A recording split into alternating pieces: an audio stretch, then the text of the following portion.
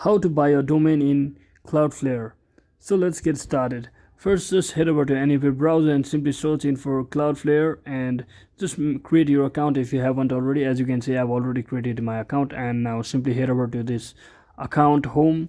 Once you created your account on Cloudflare, now you can see, you can just tap on this register new domain, or you can also click on this domain registration and click on register domains. Then you will finally see this screen, and you can just choose your name for your domain name, basically, which you will be sharing with your friends or people that you want to see. So when you confirm or validate your name, you can easily buy it out for such dollars with the difference. So once you click on one you like, you just have to provide your registration information, such as your first name, last name, your email, your phone number, your country code or country name, and ext number, as well as your phone number and your country code.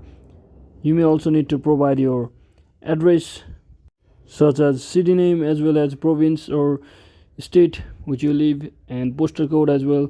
So once you enter all of those, you just have to choose the method of payment, whether you are paying via card, credit or debit card, or using PayPal. So simply select card if you have a card, and just provide all of your card details, such as your address, name, and your CVV number, expiry date on your card, etc.